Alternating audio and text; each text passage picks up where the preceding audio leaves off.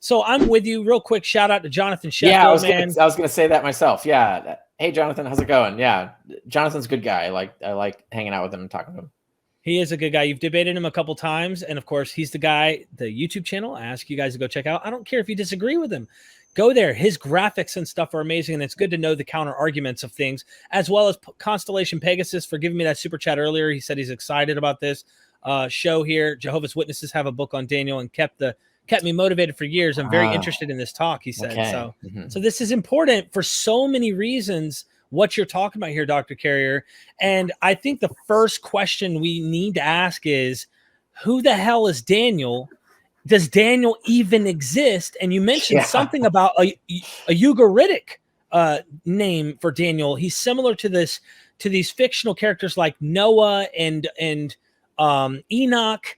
Yeah. Is he someone found in the Mesopotamian literature as well? Like, yeah, what is that? I mean, basically, yeah. In the same way Noah is, right? So most people are more familiar with Noah as a character who's a ripoff of Babylonian Sumerian heroes. So the whole flood myth, right, is just right out of Gilgamesh and other related flood myths. It is an adaptation of it. And so Noah is just a reiteration of previous mythical heroes who did the same thing Noah does in the story, right? So that this is definitely a pre-Israelite thing, that the Israelites just created their own version of the myth, right? So that's people are usually more familiar with that story. They're usually less familiar with the fact that Job is clearly has a precedent in Jobab, which is another pre-Israelite. And notably in Job, the book of Job, Job is not depicted as an Israelite. He is a foreigner. And in fact, is a foreigner of the roughly the same culture and cultural region as Jobab that he's based on. So that's a fictional mythical character, right? And then there's Danel, and Danel is a similar kind of like a clever, wise guy, a judge. Wise guy, not wise guy, and a good judge of people and things like that. So for Daniel to be ported into the Jewish pantheon, essentially the Jewish mythology, is another example of, it's just like what happened with Noah, just like what happened with Job, right? So, and when Ezekiel is the first one to reference Daniel, and he lists three men as the great wise men of yore, and he lists Daniel, Noah, and Job, and so that's a dead giveaway. These are all foreigners. They're all sort of mythical heroes. They exist in a mythical time. They're not historical persons. And Ezekiel knows nothing about this Daniel being a contemporary of his. He knows nothing about him being Jewish, knows nothing about him being a prophet. So the earliest reference to Daniel is of the foreigner, basically. So when there are probably lots of stories circulating around this mythic hero, the same way there was for Utnapishtim and the other pre-Noah characters, right? They get changed and evolved and attached to the Israelite version of it. So there may have been myths developed over time, over hundreds of years, after Ezekiel, attaching more like co-opting as a Jewish hero, attaching stories to him, or picking up the old stories from the other culture and then Judaizing them and so on. That's possible. We don't know, because there's no like continuous record to show us what was going on in these hundreds of years.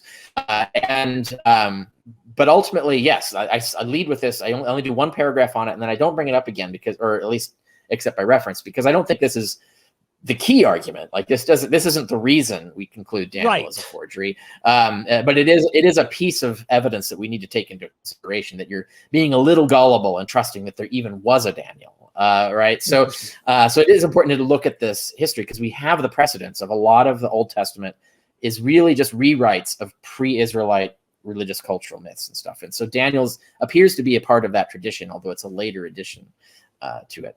I think the Prince of Persia was literally just trying to fight us right now with your internet connection, but Gabriel won out.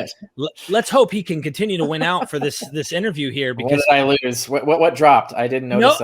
I think they caught it, but it was so close. It was like almost 21 days. You know what I mean? Okay. And but we're fasting still, so don't worry, we're good. Dennis R. Lecker, thank you for the super chat. Just a shout out for the content, Derek. Regards to Dr. Carrier, of whom I am a fan. Many people watching, of course, are definitely big fans. And Jim Majors is in the comment section. He's the gentleman. You need to go subscribe to his channel, which is Jim Majors YouTube. And he's a PhD student on this specific topic. So he knows a thing or two. Which manuscript family does Dr. Carrier prefer to use and why? LXX, Masoretic, etc. How does it affect his interpretation of Daniel 9? Yeah, I don't really have an opinion on that. For this, I rely on Daniel experts. So I'm going by what's in the commentaries.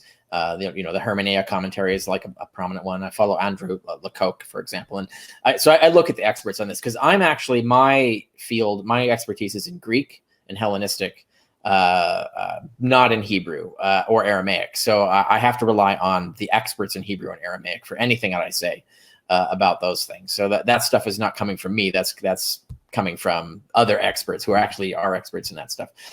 So I don't rely necessarily on any particular manuscript family. I look at what reconstruction amongst all of them are the scholars relying on, or if there's a dispute, then I either don't use it or I mention the dispute if that's the case, right? As to which manuscript to count on and so on.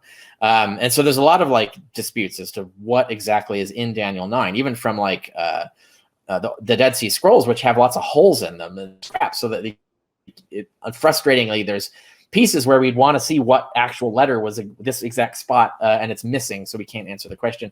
So there's a lot of frustrating questions about reconstructing the exact text of Daniel. What I do is I just rely on the broad strokes and what we can reconstruct reliably, and not rely on things that are uncertain, essentially. Interesting. Okay, thank you for that super chat. Real quick, Jim, Steven Sorensen, he says, how do you define, Dr. Carrier, how do you define forgery? And then before you answer that, Dragons and Genesis podcast, which has interviewed you before as well, he says Dr. Carrier is an android, and the recent voice distortion proves it. So everybody watching, like, this is evidence he's not really a human. You're not even real. Thank you for the super chat, though. Seriously, how do you define forgery before we even get to showing what it is? Yeah, I follow Bart Ehrman on this. He wrote his book, Forgery and Counterforgery, which is the peer-reviewed academic version of his popular book, Forged. It's a really excellent study on ancient forgery. It's probably the best, and it is actually the best study of ancient forgery that you'll find today. It means a text that is written deliberately as if coming from a person who did not actually write it. So I don't count as a forgery a book that's anonymous. So like if it's not claiming to be by anyone, then it's not necessarily a forgery. If it's claiming to have been written in a particular time that it was not, even if there's not a name attached to it, that's still a forgery because you're basically pretending to be an author you are not, even if you're not claiming whose name it is. So a forgery is basically pretending to be the author that you're not, and expecting to get away with it, right? So it's not like an exercise in fiction.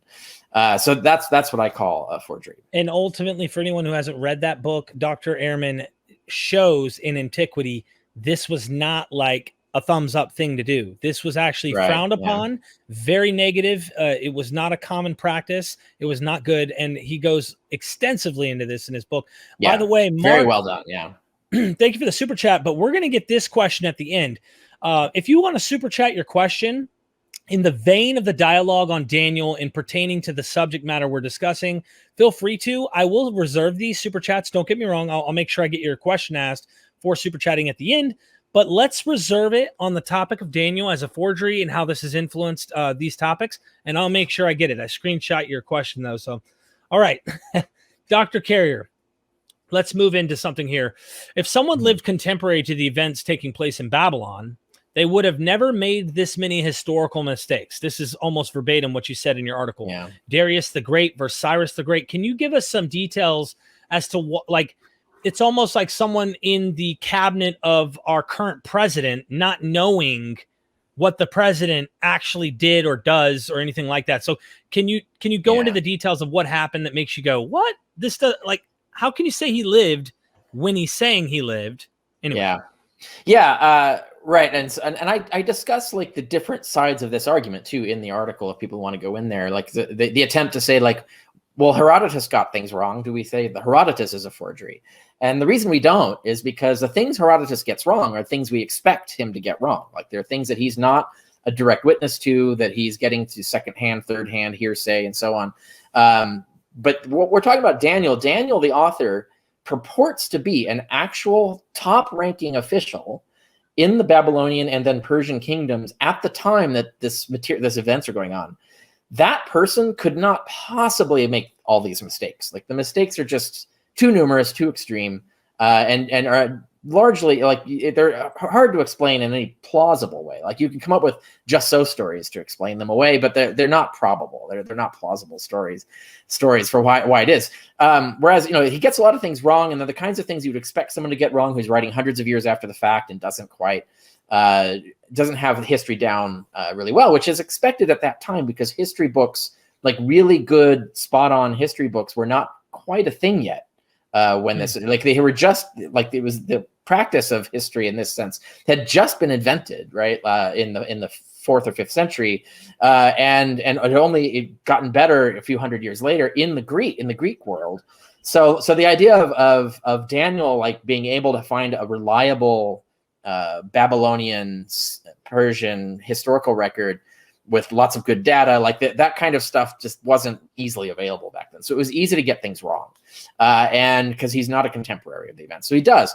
And then he has this whole long, like chapter 11, where he has this whole long prediction of the future from, you know, Daniel's perspective, from you know, the 5th and 6th century BC, predicts the next several hundred years. And as you go through this prediction sequence, the details get more reliable as you get closer to the last 10 years of the reign of Antiochus, and then get everything wrong just before and after his death, right? So like it's super accurate, and also gets more detailed, right? So the details get more specific and get super accurate and reliable in accounting events in that last 10-year period. So if you're looking at, like, gets everything wrong in the past, gets everything right in this 10-year period, and then gets everything wrong after that 10-year period, that's a dead giveaway for when the book was written, right? So like we know, like, come on, like the probabilities are hugely weighted because of this. That is when they wrote. They wrote probably towards the end of that decade. They wrote not quite in 165. They had to have written sometime in 164, because they predict a war. They predict that Antiochus was going to go into Africa and conquer a bunch of Africa, and that didn't happen. So the last part of Antiochus's life went differently than they predicted it would go, because they did not foresee a particular historical event, which is that Antiochus probably would have conquered a lot of Africa, except Rome did not want that to happen. And basically, so the Romans sent an ambassador that basically told him, like, yeah, if you do that, we're coming after you. Like that's, you know, you're done, basically. You're cooked. So here's the line: you do not cross this. And it was like, they didn't send troops or anything. They sent the ambassador just to tell him this. And he says, well, all right. Because he knew, like, there's a lot of backstory there, like the story of Pyrrhus, from which we get the Pyrrhic victory. It was a famous story by this time. And you know, the term Pyrrhic victory is a victory that you won, but it cost you so much you may as well have lost. Well, that comes from Pyrrhus, who was another one of the successors of Alexander the Great, who tried to conquer Rome. He tried to conquer Italy and stuff in the West.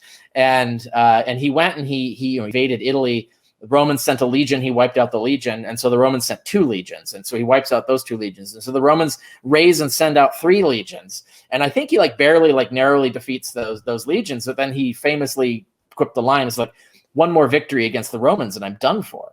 It was the thing, right? So it's like, so he failed, like he didn't succeed. And so this created this sort of legend of undefeatable Rome, basically. So don't piss off the Romans was the basic message of it. So when Antiochus gets this ambassadorial message, like, so he retires his whole plan to invade Africa, and no one could have foreseen that. Like the authors of Daniel just did not foresee that Rome would do this, basically. And so this intervening event, so it shows that, like, this isn't a prophet writing this book. This is someone who knew those 10 years really well, made that up as a prediction, then tried to guess at what was coming up next and got it wrong.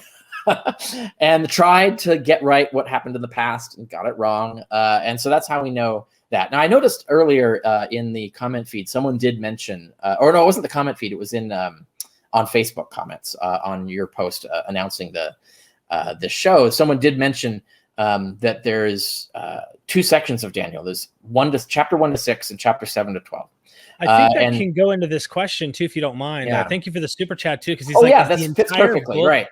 Yeah, is the entire book of Daniel a forgery, or some chapters? Maybe you can give us I do go Yeah. into this. I have a paragraph on it in my article for people who want to go into it more. But the answer is yes, it's all a forgery, but it might not have all been made by the same person at the same time. So the first 6 chapters, there is a case to be made. It's not a decisive case, but it's an intriguing case. Like I think it's a plausible argument. I don't know if it's conclusive, but it's plausible that the first 6 chapters were forged in the 4th century BC.